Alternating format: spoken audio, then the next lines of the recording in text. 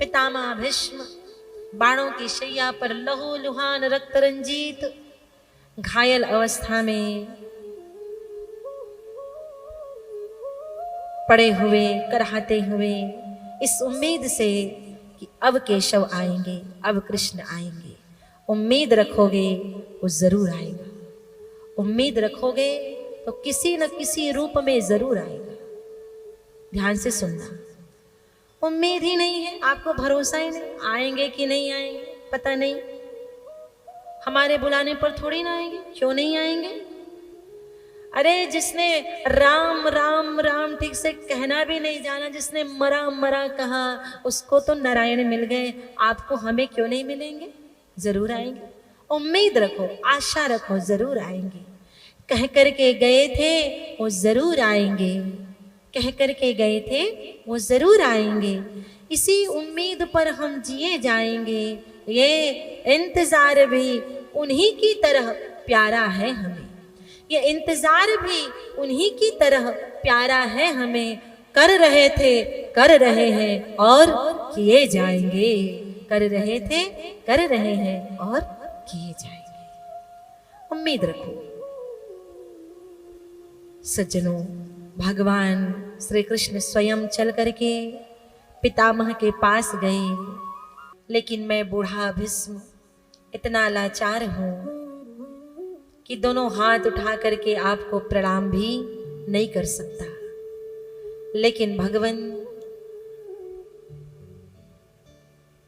जाने की वेला आई है मेरी, और उससे पहले मैं आपको आज तक अपनी भक्ति का एक अनमोल उपहार भेंट देना चाहता हूं। मेरे पास और कुछ नहीं है, मेरी एक बेटी है। कौन है पितामह की बेटी? उनकी बुद्धि ही उनकी बेटी है। प्रभु नारियल की तरह समर्पित करना चाहता हूं।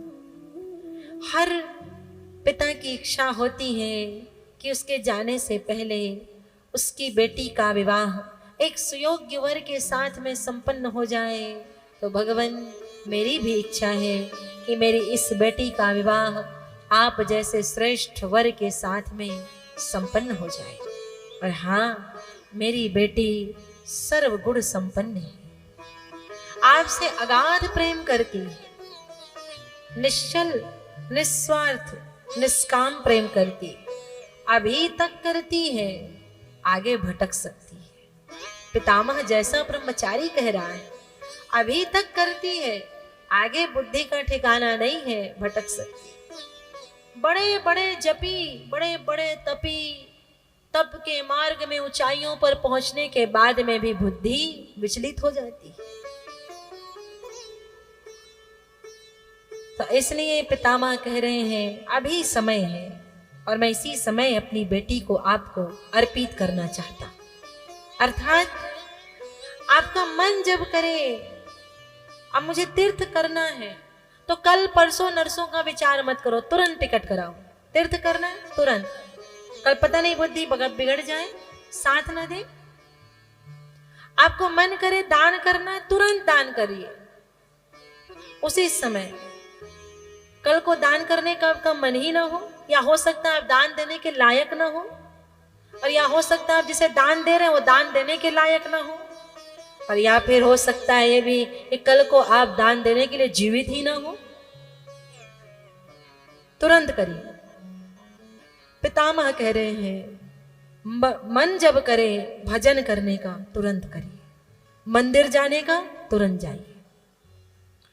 पितामह कह रहे हैं भगवान मैं अपनी बेटी को आपको देना चाहता हूं। बिल्कुल निस्वार्थ है। श्री कृष्ण ने कहा पितामह अपनी बेटी की इतनी प्रशंसा कर रहे हो, और एक सामान्य से माता पिता भी अपनी बिटिया की प्रशंसा करते रहते हैं। जब उसको देखने के लिए वर पक्ष से कुछ लोग आते हैं तो सामान्य से माता पिता भी कह उठते हैं कि हमारी बेटी तो सर्वगुण संपन्न है। और जब विवाह होता है तभी सबरी पोल पट्टी खुलती, भैया कि कितना गुण है इसमें। तो कहीं पितामह ये कुछ गड़बड़ी तो नहीं है। पितामह ने कहा भगवान मैंने जितना कहा है उससे भी ज्यादा मेरी बुद्धि आपसे निस्वार्थ प्रेम करती है। श्री कृष्ण ने तब कहा, दुल्हन की इतनी प्रशंसा कर रहे हो, सामने वर खड़ा है, दुल्हा खड़ा है, जरा इसकी भी प्रशंसा कर दो। पितामह ने कहा, मेरी जिह्वा में इतनी सामर्थ्य नहीं कि मैं आपके रूप की, आपके गुण की प्रशंसा कर सकूं, लेकिन आप कह रहे हैं तो निवेदन करता हूं। और पितामह भगवान श्री कृष्ण के प्रशंसा में कह रहे हैं, त्रिभुवन कमनम तमालवर्णम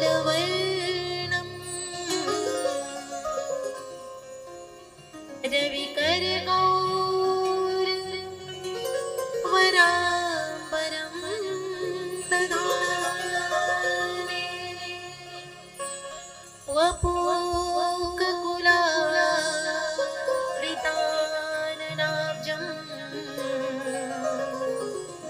विजय सखे रतिरस्तु विनवद्या विजय सखे रतिरस्तु विनवद्या। त्रिभुवन कमनम, प्रभु तीनों लोक में आप सबसे ज्यादा सुंदर हैं। आपकी उपमा के योग्य कोई दूसरा नहीं है। आप तीनों लोक में सबसे ज्यादा सुंदर हैं। कृष्ण ने कहा, मैं तो काला हूं। पितामह ने कहा, काले हो तब तो ये दशा है, सारी दुनिया पागल है आपके पीछे, और कहीं गोरे हो जाते तो। आगे कह रहे पितामह, तमाल वर्णम, कितना सुंदर आपका सांवला रंग है। और भगवान इस सांवले रंग पर पीली पीतांबरी ऐसी लगती है मानो काले बादल पर बिजलियां चमक रही हैं। और आपके घुंघराले घुंघराले बाल, आपका मुखमंडल ऐसा लग रहा है मानो वो नील कमल है। और उस मुखमंडल के चारों ओर घुंघराले घुंघराले काले काले केश ऐसे लगते हैं मानो उसके चारों ओर काले काले भंवरे मंडरा रहे हैं और उस नील कमल के रस का आस्वादन कर रहे हैं। हे प्रभु, सच मानिए, इस घुंघराली लट में ही इस बूढ़े भीष्म का मन भी कहीं अटक करके रह गया, उलझ करके रह गया है। और भगवान, मैं भीष्म आपको हे अर्जुन के सखा अंतिम प्रणाम निवेदित करता। अंतिम प्रणाम। 11 श्लोकों में पितामह भीष्म ने भगवान की स्तुति की है। तदुपरांत पितामह ने पांडवों को राजधर्म, दान धर्म, मोक्ष धर्म, आपद धर्म, स्त्री धर्म आदि का उपदेश दिया।